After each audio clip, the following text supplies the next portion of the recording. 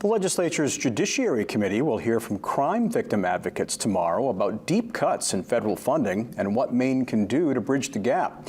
Next year, Maine will receive nearly $6 million less from the Federal Victims of Crime Act.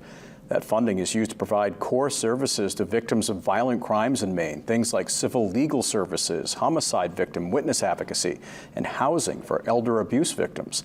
Advocacy groups are now asking state lawmakers to approve $6 million from Maine's general fund to continue funding crime victim services.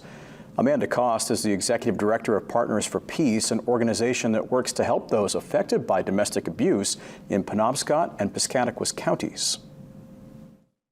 As an organization, we served more people last year than we've ever served in the 50 years we've been around. And we also saw the most violence in our state.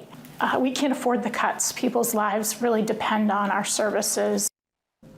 Cost says the projected shortfalls in 2025 will result in a more than 60% decrease in federal funding to Maine to help those who've gone through a violent crime.